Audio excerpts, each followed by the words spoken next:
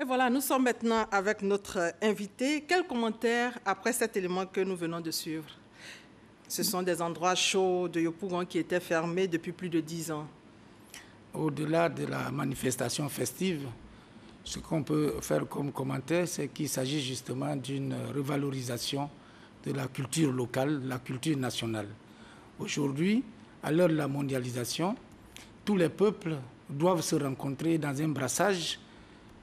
Il faut faire en sorte qu'on en sorte avec de la richesse. Le brassage doit être source de richesse. Et c'est donc une très très bonne chose. Et c'est justement pour parler de culture que vous êtes sur notre plateau, dans le cadre de Nidalé Festival. Mais avant, nous allons suivre cet élément qui montre les temps forts de la première édition à Mans. D'Abidjan, destination Mans. Distance en voiture, 563 km. Durée estimée à 6h46. Nous sommes dans la ville aux roches jumelles, la Dent de Mans, région constituée d'un ensemble de massifs montagneux, ce qui lui donne un aspect particulier et un climat doux. 350 000 habitants à Mans. Les Dents ou Yakouba sont le groupe ethnique autochtone dominant du territoire qui abrite également plusieurs populations ivoiriennes non autochtones ainsi que des étrangers d'origine africaine, en particulier des Guinéens, des Maliens et des Burkinabés. C'est cette ville aux 18 montagnes qui était aux couleurs du Nidalé, festival de réjouissance. Au quartier Gbapleu, près de 200 visiteurs jour. Albert Mabry-Toiqueuse a vu loin en initiant ce festival qui vise à faire de la culture dans le socle du développement dans la région. Une vision partagée par le président de la République. En son nom, le samedi 9 décembre, le Premier ministre Amadou Gon Coulibaly annonce une bonne nouvelle. L'électrification de 252 localités dans la région du Tonkpi en 2018 et la construction d'un centre hospitalier régional à Mans. Sur place, c'est la joie. La fête commence, ambiance électrique.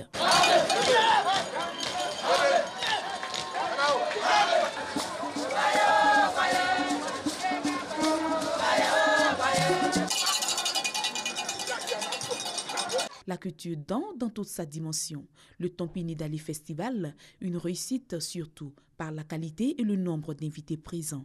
Rendez-vous en 2018 pour magnifier encore la culture dans qui rime avec développement. Belle ambiance à Mans, mais Nidalé Festival. Nidalé, c'est en langue dent. Qu'est-ce que ça veut dire en français, Nidalé? D'abord, quand on parle de dents, on parle en même temps de Yakouba et de Toura. Nidalé signifie littéralement épanouissement de l'âme. Nous avons dénommé ce festival Nidalé pour dire que le peuple Dan aspire au bonheur. C'est donc l'expression d'une aspiration au bien. Et parmi les temps forts de ce festival à Mans, il y a eu l'ouverture du village communautaire appelé Nidalé. Pourquoi un village communautaire? Le village est l'expression du rassemblement, c'est l'expression de la vie en communauté. Nous avons voulu créer ce site pour que toutes les activités puissent s'y dérouler. C'est ensemble, c'est dans le village qu'on rit ensemble, c'est dans le village qu'on supporte les épreuves. Nous avons voulu exprimer par là qu'en étant ensemble, nous pouvons arriver au bonheur. Nous allons visiter maintenant le riche patrimoine culturel et naturel de la région de Mans. Commençons déjà par les cascades naturelles. La réalisation, s'il vous plaît, les cascades naturelles, quelle est leur histoire? C'est un site naturel et en tant que tel, il ne s'agit pas donc de l'histoire, mais c'est un grand symbole de la région. C'est un grand symbole dans la mesure où il s'agit de l'eau qui jaillit des roches et qui tombe en cascade. Et en amont se trouve un village et l'eau part justement d'un bois sacré. L'eau qui vient depuis le Tonkpi, depuis le Tonkpi, parce que chez nous on dit le Tonkpi. Ton ça veut dire montagne, Pi ça veut dire grand.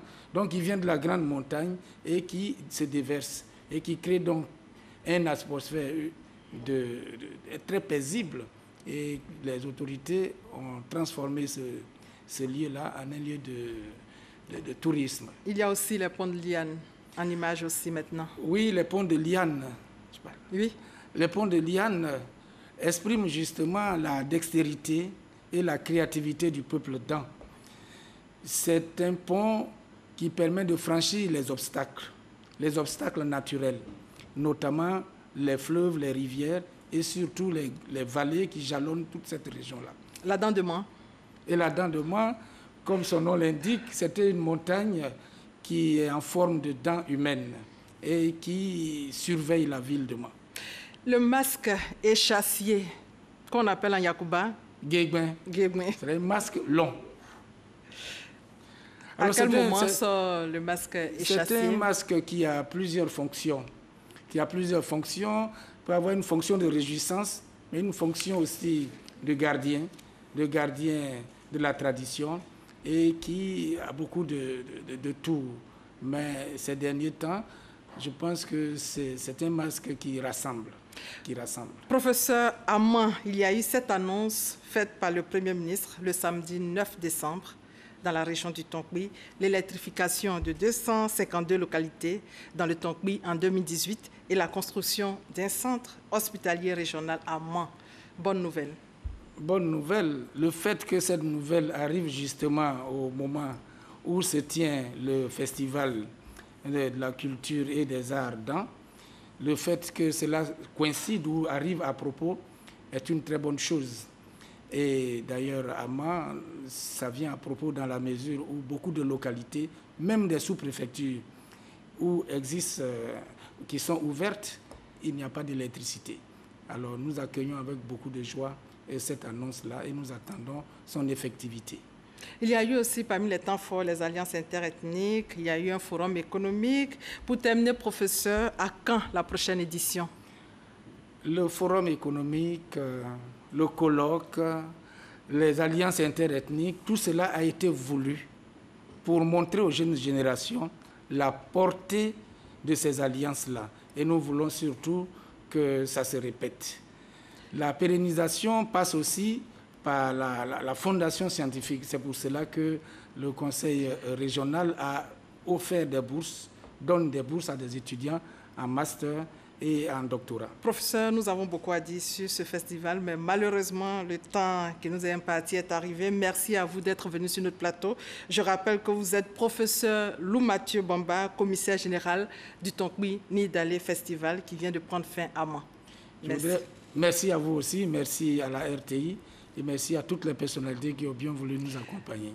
Après-midi, direction le Libéria, où Joseph Boakai, vice-président du pays et candidat à l'élection présidentielle pour le parti au pouvoir, a demandé jeudi soir à la Cour suprême de repousser la date du second tour.